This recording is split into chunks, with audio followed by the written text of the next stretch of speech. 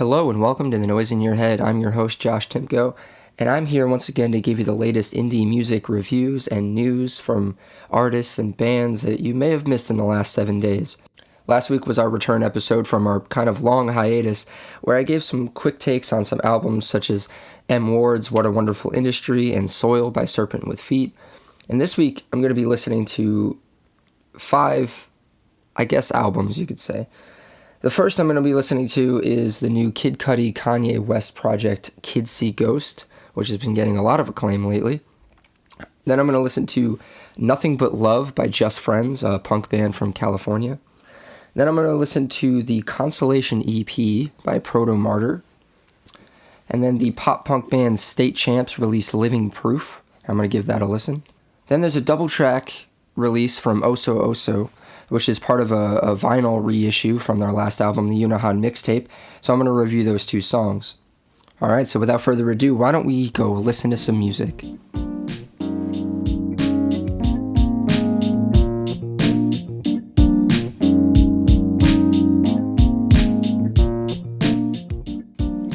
All right, so up first I'm going to go listen to the highly acclaimed Kid Cudi and Kanye West project, Kids See Ghosts.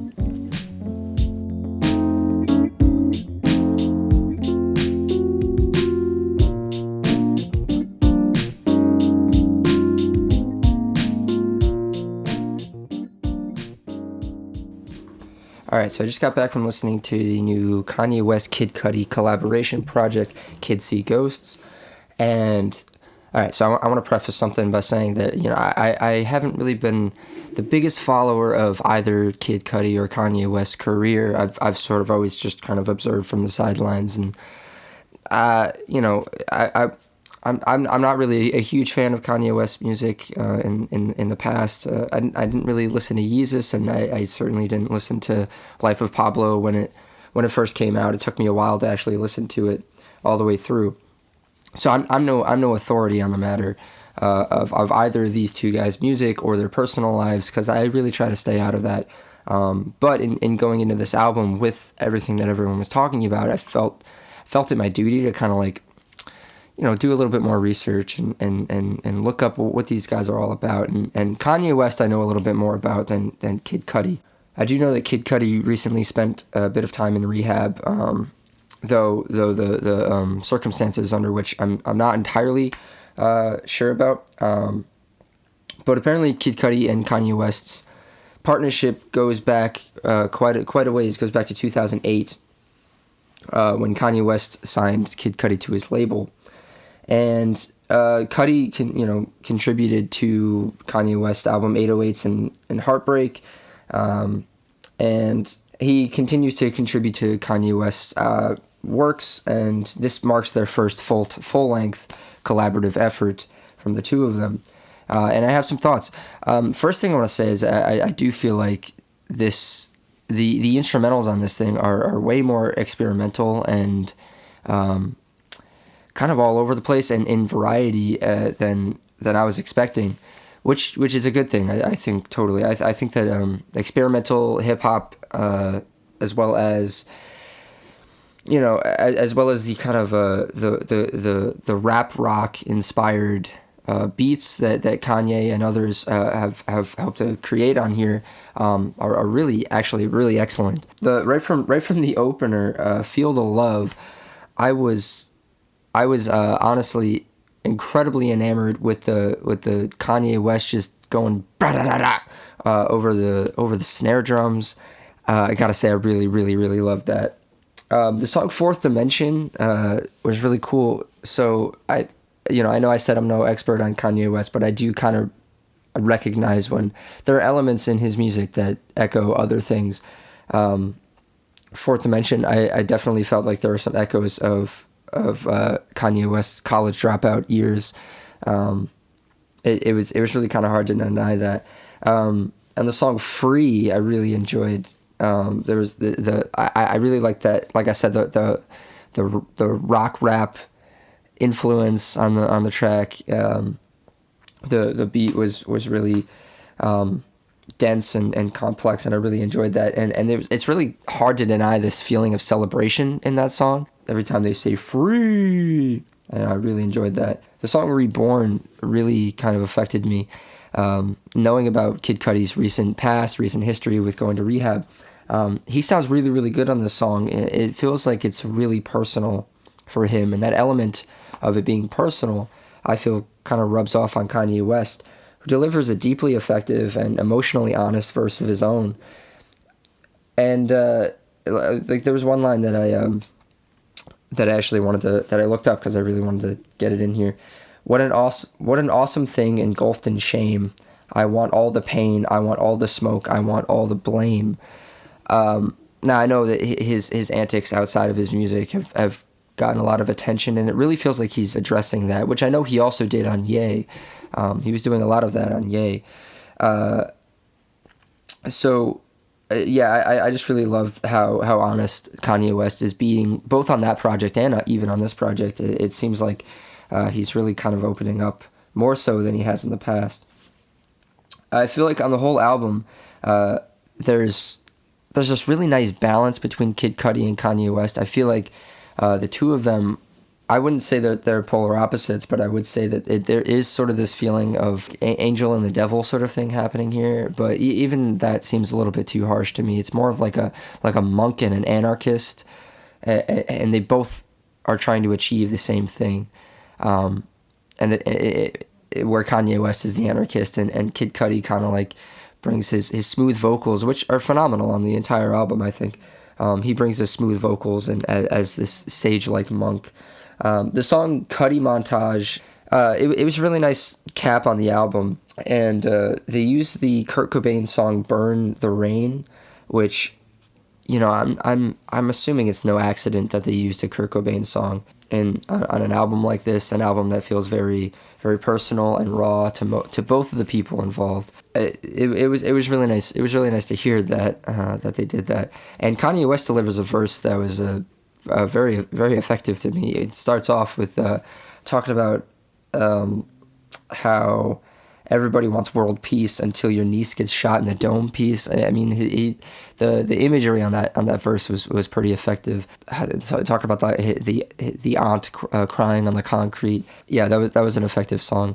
So overall, I think that the things that I mentioned, things that I really, really liked about the album are definitely the instrumentals. I think the instrumentals across the board on every single song were really effective and unique, and I say unique because every single one sounds incredibly different, and every single one kind of sounds like it sounds like a mixture of the old and the new. To me, it sounds like Kanye West is really adopting a new style, and I know there was a Pitchfork article about this record where they mentioned that Kanye West is sort of being more empathetic than he's been in years. You know, we've always kind of seen him be very self-indulgent, very self-obsessed, but on this album, he is kind of doing a little bit more dissection of himself, but also releasing a lot of empathy towards others, and I think that really shines through. I think I really do see that. So the instrumentals are incredibly unique, and both of the collaborators on this, Kid Cudi and Kanye West, I think elevate each other up to their creative peaks. I'm not the biggest fan of this type of music, right? And yet this album, I feel like, is one that can grow on me quite a bit. And the more that I listen to it, the more that I dissect it, because I think there's a lot more going on under the surface of this thing that I really do want to explore, because that's really my favorite thing to do, is explore what's going on under the surface of these things. And yeah, I'm excited. I'm excited to do some more research on that. Overall, I really, really enjoyed this album. So if you haven't, go check out Kids See Ghosts by Kanye West and Kid Cudi.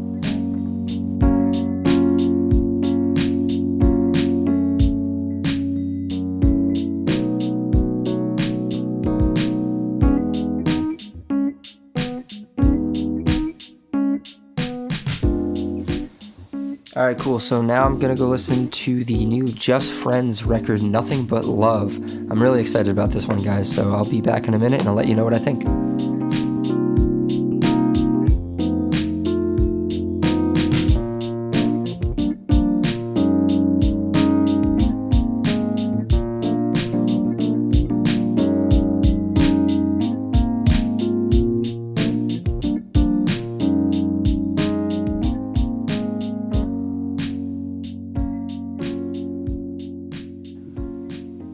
All right, everyone. So I just got back from listening to the new Just Friends record, Nothing But Love.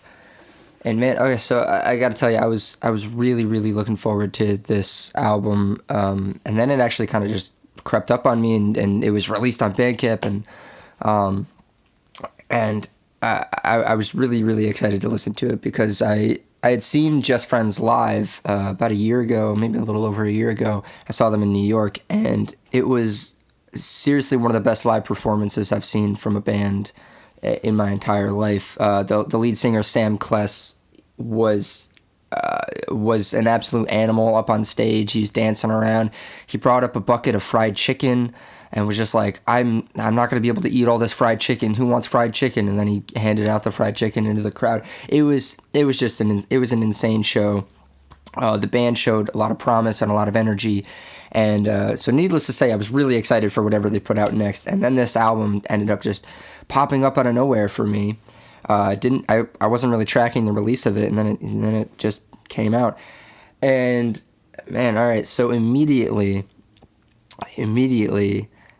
this album is a ton of fun. These guys know exactly what they're doing, what their sound is, what their style is, and they just know how to have fun in their music and in their personal lives. You could just tell. The album opens up with sort of a skit of one person calling another on the phone saying, "Listen, man, we're on a deadline. We have to get this album made." And the other one's just totally not taking it seriously. And then that bleeds right into the very first track where there's this clapping that it's just this fast-paced, rapid clapping, and then these vocals come in, and it gets you right in the mood. And then when the horns first hit you, when those brass instruments first hit you, oh man, I'm telling you, it's a feeling unlike any other. It's an album that makes you want to get up and dance, no matter who you are, no matter what you enjoy listening to. I feel like anyone could listen to this album and just smile at the first break of the horns coming in, or even at the clapping in the beginning. Every single song has such a dynamic progression to it. There are breakdowns all over the place. There's like these start and stop sort of instrumental moments that you could just sort of tell that the whole band is working as a full unit, and they really know each other, and they really know these songs. They live and breathe these songs, and they can play them that way. Also, these songs are catchy as hell. The entire album is just catchy and infectious. I guess I should explain what this album sort of is genre-wise, because it's kind of hard to pin down. This album is really a product of its influences. You could really tell. There's funk. There's regular old punk on this thing. There's brass punk, party punk. There's hip hop on this album. Everything is on this album. It really is a product of its influences. Now, Sam Kless, who I mentioned, who's the front man, the sort of the face of Just Friends, he sort of acts as like a hype man throughout the whole album, constantly just kind of like shouting these incredibly catchy choruses and these, he's there constantly hyping up the rest of the band. The song "I Wanna Love You" might be one of my favorite Just Friends tracks ever. It's so infectious. It's a really nice change of pace. Starts out really, really slow with vocalist Brianda Goyos Leon doing a fantastic job carrying the song. And there's this, about halfway through the song, there's this back and forth of "I wanna love you, love you." It is just so infectious that I want to hear that song live right now so that I can scream that back at them on stage. And then about halfway through the album, there is a hilarious skit in the middle of the album that honestly I don't know why more albums haven't been doing skits lately. It's just hilarious. It's like a mock radio host sort of doing they're playing the album, and they're taking phone calls from the listeners saying, "Hey, what do you think of the album?" And the two people that they get are just like, "This album fucking sucks, man. I hate it so much. Just Friends, fucking stupid, man." It's just great. I don't know why more albums aren't including skits in them. The song "Get Down" it has this really infectious sort of hip hop, melody and beat to it throughout the beginning, and then it has this really nice breakdown towards the end that you think is going to come back, but then kind of never does. The song "Nothing But Love," the title track on the album, has these shakers in the beginning, and it builds up slowly and slowly. It's songs like these that prove that each member of the band really, really, really knows every other member of the band musically, and they could really just feed off of one another, and they're so finely tuned.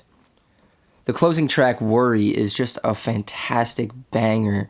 The vocals are on point from Brianda and Sam Kless, and it's basically just an explosion of all the elements that make up everything we just heard on the rest of the album. Every single instrument that was used just comes in and explodes and builds, and it's just this rock anthem. Honestly, it was a great closer to the whole album. Now, it was said in an interview that the band was told at one point that they are better live than they are when they're recorded. So Sam Kless said in this interview that he tried to make this album sound more like what they do when they are live, and honestly, I really do see that, and I could feel it. I could feel it for sure. They've been described as an emo band quite a bit, but honestly, the message on this album is one it's more positive. It sort of has like a real Bill and Ted ethic to it of, just go be excellent to each other and go dance and have a good time. It's an album about positivity. I mean, as the title suggests, it's about nothing but love. So, their previous album, "Rock to the Rhythm," was a great debut for a band, and I think that this album is it does what all good sequels should do. If "Rock to the Rhythm" was the band's Batman Begins, then this album is the band's The Dark Knight. I really do feel that, and it should be no surprise that The Dark Knight is a fantastic film, and I do feel that this album, "Nothing But Love" by Just Friends, is a fantastic album, and you might be hearing me talk about it a little bit more. I might include it on my top 10 end of the year list. I honestly can't tell, but all I know is that this album is definitely going to be on repeat for me for the rest of the year. Couldn't have come out at a better time. I mean, it's the summertime. It's the time when you want to be blasting this really infectious music everywhere you go. So I'm really loving this album. Definitely go check out all that Just Friends has to offer. And I know they're going on tour with Graduating Life coming up pretty soon. So definitely go check them out on tour, because these guys are incredible live. They just put out an incredible album, and they all seem like genuinely great people, genuinely fun people who are really just trying to make music for everyone to enjoy, and they certainly have a fan out of me. So once again, the album is "Nothing But Love" by Just Friends.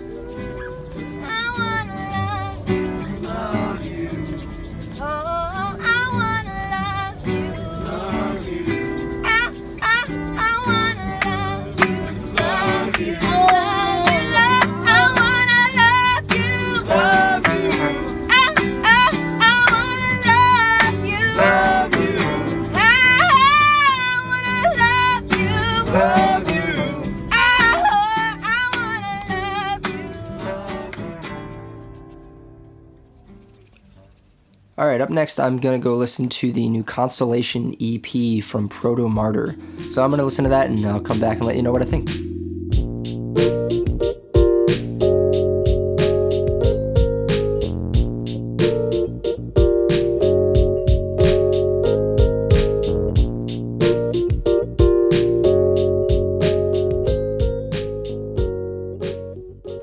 Alright, so I just got back from listening to the new Protomartyr EP, Consolation, and I have a few thoughts.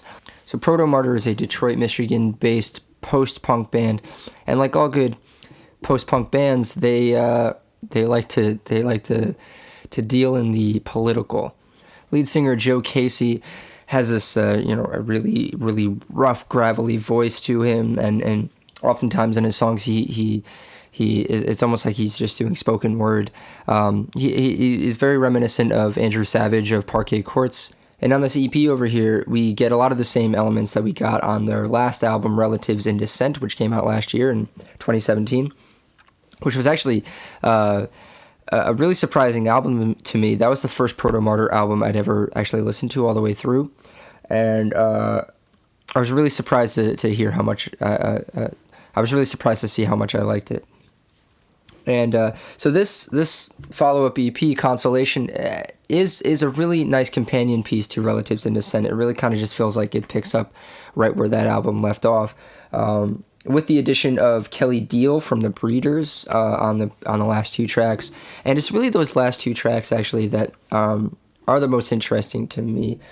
The first two on the album, Wait and Same Face in a Different Mirror, they kind of breezed by. Wait started off, and there's this really heavy drum line going all the way through, and the song wasn't really doing it for me. It just kind of felt like it was coming through.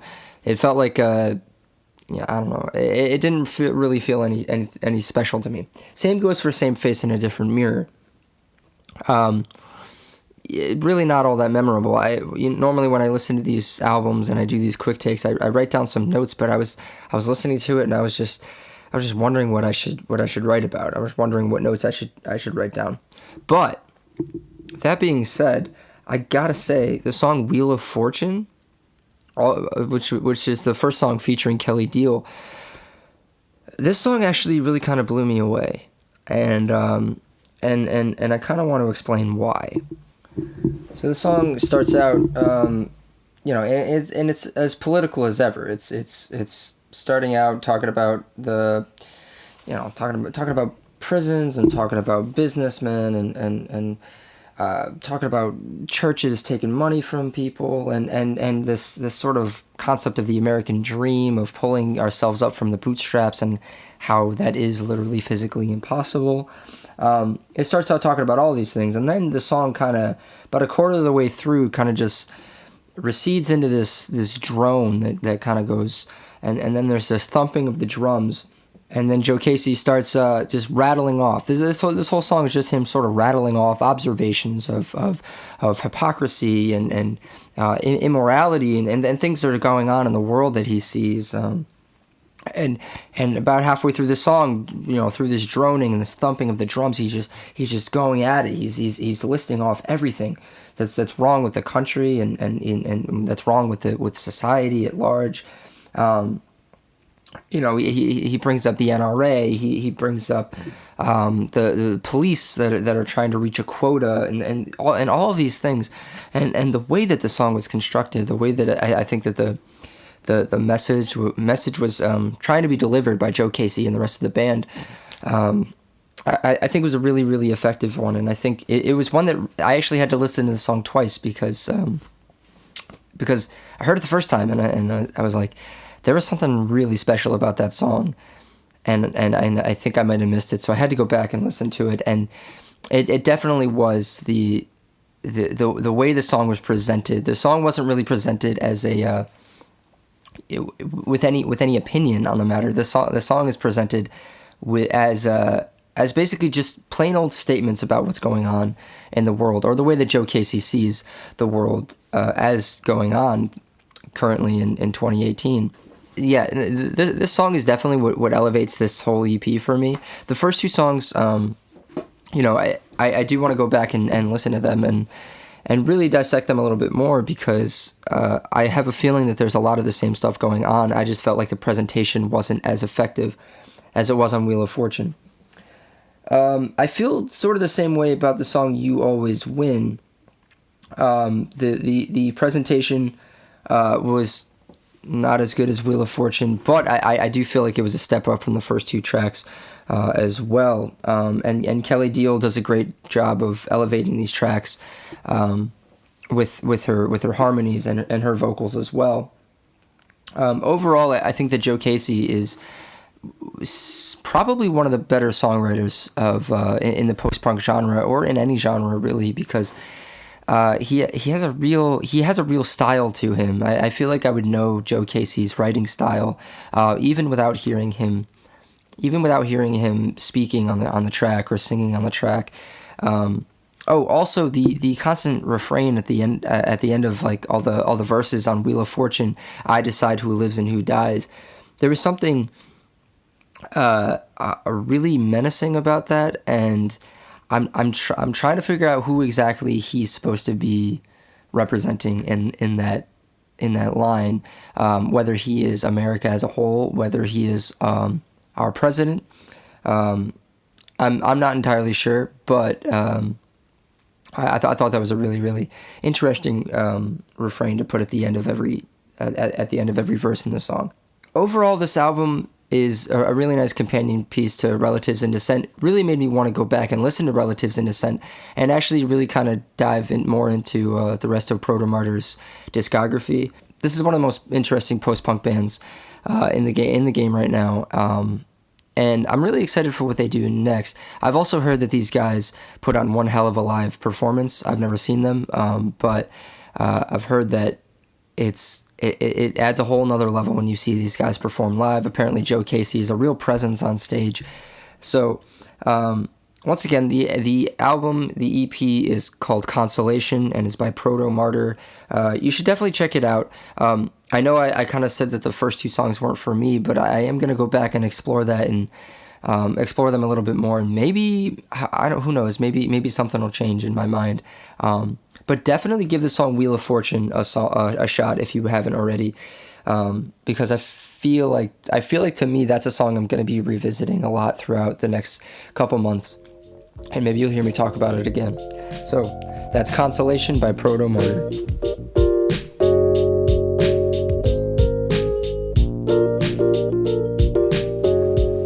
Alright guys, I'm going to go listen to the new State Champs record, Living Proof.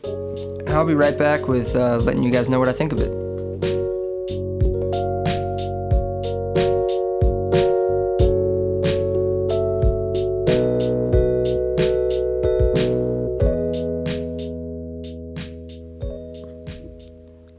Okay, so I just want to start off this review by saying that once upon a time, I probably would have been the ideal target audience for this album, but it's really hard for me to say that I am now.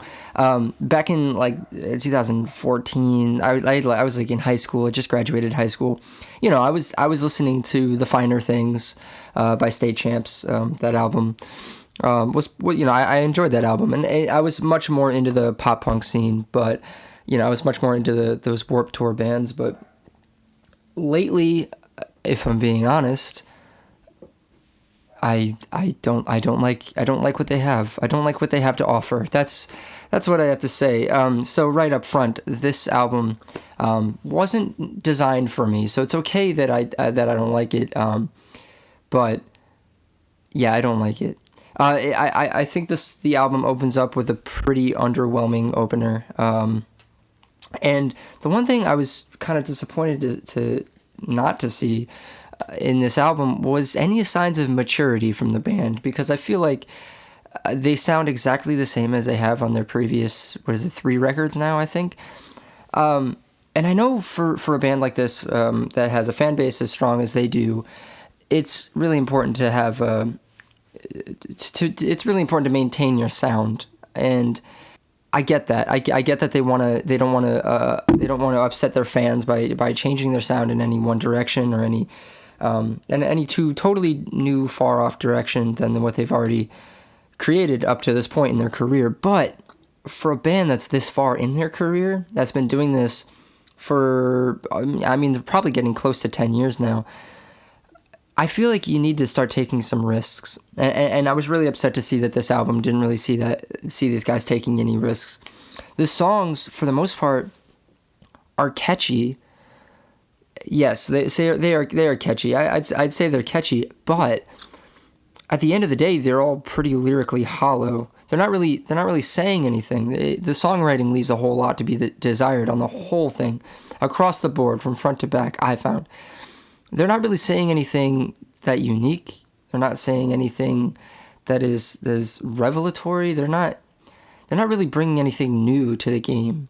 And that's something that I was really upset by because, again, a band this far in their career should be looking to do those things. They shouldn't be looking to play it safe. And I feel like this album was really playing it safe. I think this was a really playing it safe kind of album. The whole album didn't really have a whole lot of variety to me.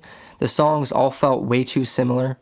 And also, added on to that, I feel like if I were to put all of State Champ's songs up on shuffle and just, play songs from every single album, I would not be able to pick these songs apart from their last albums. I think that their last album, Around the World and Back, if I remember, sounded almost exactly like this album, Living Proof. I was excited to see, early on in 2014 when they put out the acoustic things, which was just acoustic renditions of songs from the Finer Things. That was interesting. I was actually really shocked there were no acoustic songs on this album, because it would have helped break up the monotony of just the same blaring guitars and the fast drums and the screaming vocals. Not enough variety for me. Ultimately, I'm gonna leave it at this just because I don't really know what else to say about this album. I just don't find it very memorable. I don't think it's a very memorable album. And that being said, like I said in the beginning, this album was not designed for me. The album was not, I don't think this album was designed for me, but I think once upon a time it was. And I think that there are plenty of people who are, growing up, they're in high school now, or they're in the early college stages, and this is an album for them. This is an album for those people, and they're really going to enjoy this because they're going to get the same thing that State Champs have been delivering for the last, I don't know how many years. And good for them, and good for State Champs for putting out an album that I know that their fans are going to enjoy. This is an album for the fans, and it's not an album for making new fans, I don't think. So, with that, the album is Living Proof by State Champs. Give it a shot. I think all of these things are always worth a shot, and they're always worth testing out. I mean, that's why I do these things. I didn't see State Champs and just say, oh, well, I'm not in that part of my life anymore. I can't listen to that album. No, I gave it a shot, and I think that everyone else should give it a shot. Especially if you're still into the pop punk scene. If you're still into your 4 Year Strongs, you're the Story So Far, you're the Wonder Years. Actually, the Wonder Years put out a much better album this year than the State Champs record over here. So if you want to listen to a good pop punk album, go listen to Sister Cities by the Wonder Years. But that being said, definitely I think give this album a shot. I'm not a huge fan, but it wasn't for me. So the album is Living Proof by State Champs.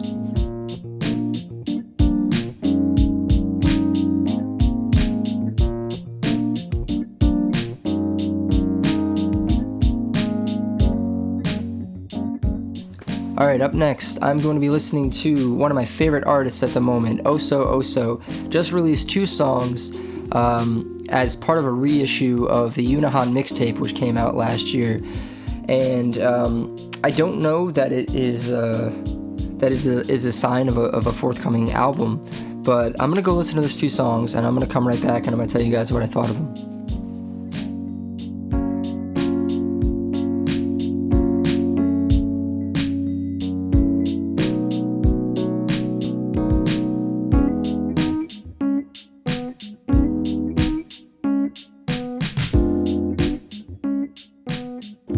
Alright, so Oso Oso, one of my favorite artists at the moment. I cannot stop listening to the Unahan mixtape, and also just real stories of true people who kind of look like monsters, which came out in 2015.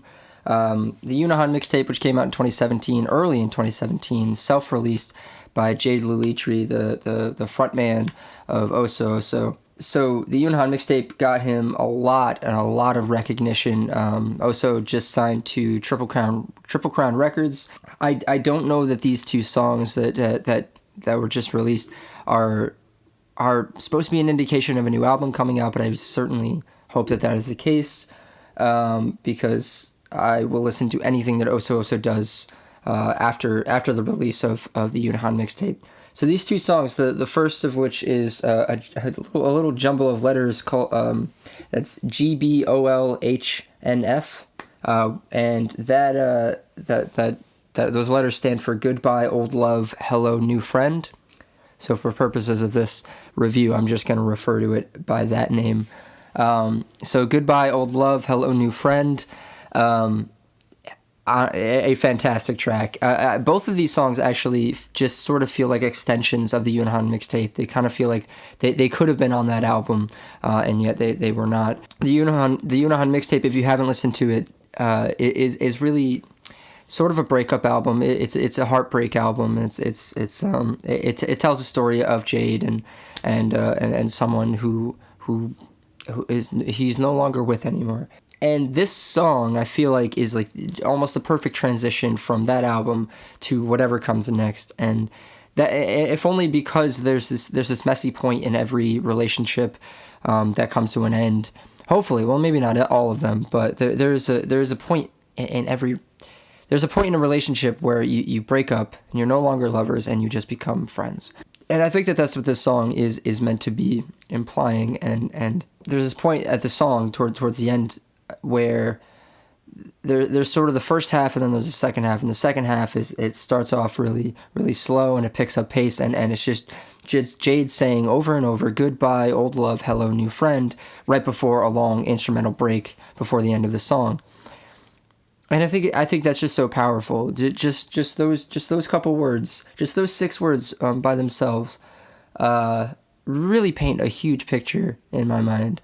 And I mean, honestly, I really love this song. I'm really glad that Oso is putting this song out. The next song, Subside, is a little bit harder for me to pin down. I listened to the song a couple times with the lyrics, and I'm still trying to decipher it a little bit. But the main chorus of the song is, I knew that I couldn't hide, no, this feeling won't, feeling don't, subside, subside, subside, over and over. You know, this could just be one of those songs that was left off of the Yunhan mixtape. Could have been one that was recorded afterward and feels...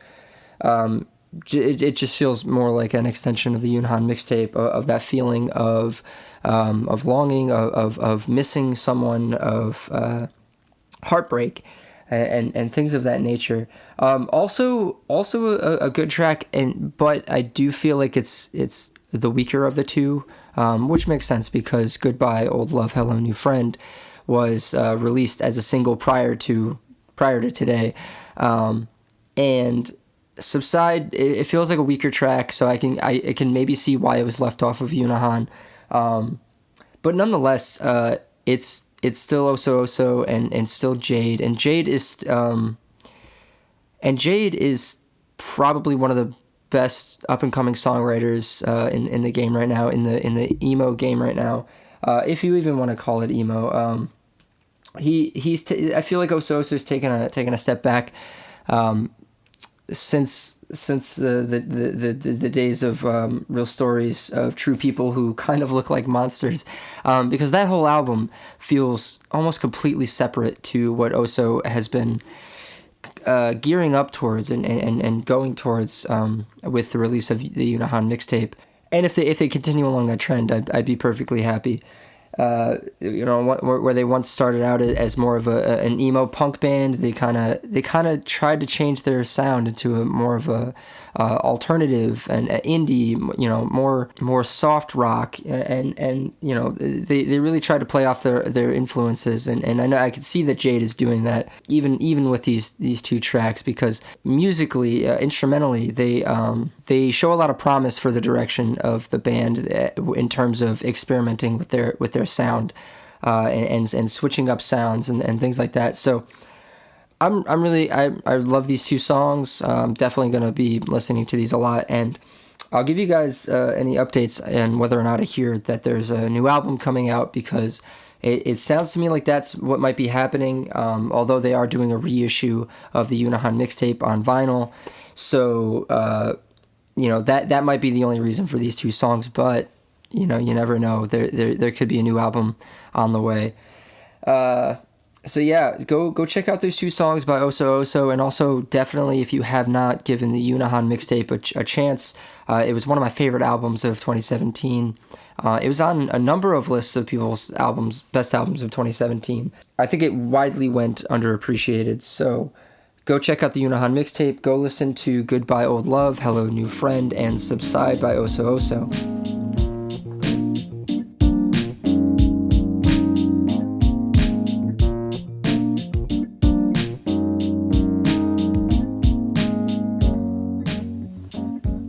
All right, everyone, that does it for the quick takes. So now I just want to give you all a brief little bit of news, because that's also something I do on this show, is I break down the latest bits of news.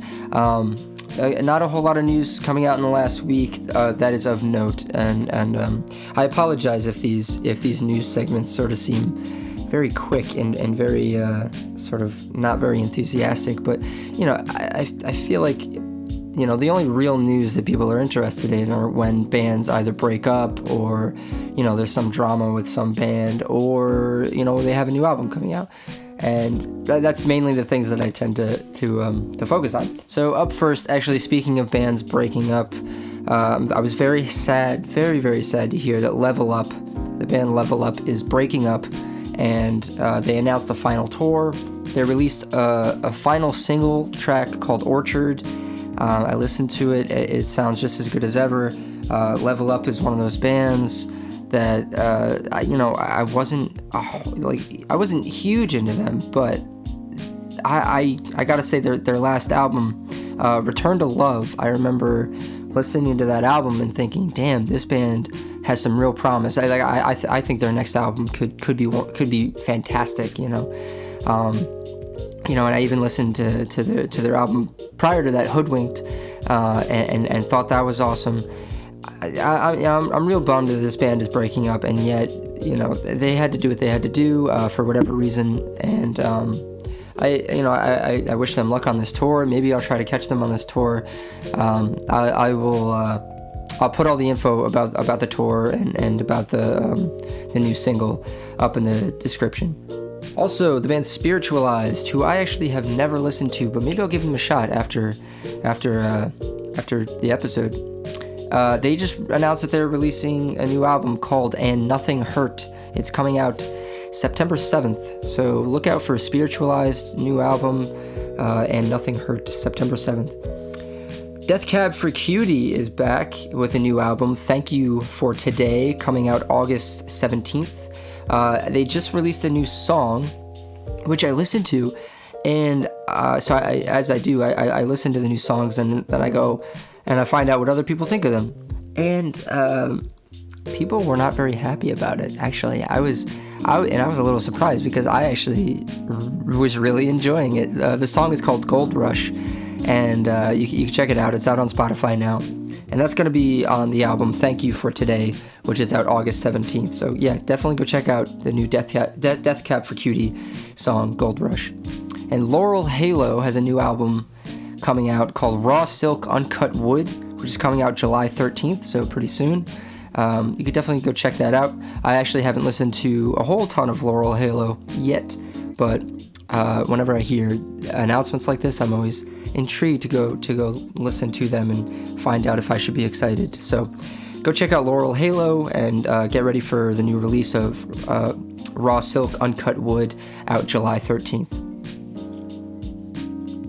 And that'll do it for all the news today. If anyone knows of anything that I missed, please feel free to let me know, and I'll blast it out on social media so that everyone can see that news as well.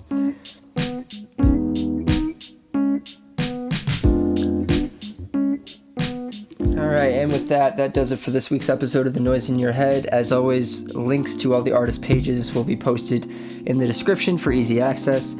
And you really should give all of these people a chance, because there's some beautiful stuff out there, and this is my attempt at sharing something that I find to be beautiful. So you can write to the show via Twitter at Noise and Heads. You can find us on Facebook. You can email in at thenoiseinyourhead@gmail.com. Follow us on Instagram. Subscribe to the show on iTunes, or basically wherever you get podcast, but when you subscribe, that way you can never miss when a new episode is released. You can give me some feedback. What should I review? What should I listen to? And what direction should the podcast go in? I want this to be a podcast for the people. All right, that does it for me. I've been your host, Josh Timko. Happy Friday if you're listening to this on Friday. And some people have been wondering why I'm not playing the songs like I used to in the episodes, playing songs off of the albums that I'm reviewing. And part of that is because I'm trying this new thing where I release the episodes out on YouTube. And the way that I release the episodes, they go straight to YouTube when I hit the upload button, right? So if I have copyrighted material in it, like the music from these albums, the episodes just get taken down from YouTube, and that's really no fun. So unfortunately, I'm not going to be able to put in the songs from the albums that I'm reviewing in the episodes. But do definitely give them a chance, and do definitely go listen to them on your own. So once again, we're gonna fade out with the song "Fiend" by my boy Tim Matashek. If you enjoy the theme song, let me know, and I can send you a copy of it, because it's a great song, and Tim is a wonderful musician. All right, yep, that does it for me. I've been your host, Josh Timko, and I'll see you all next week.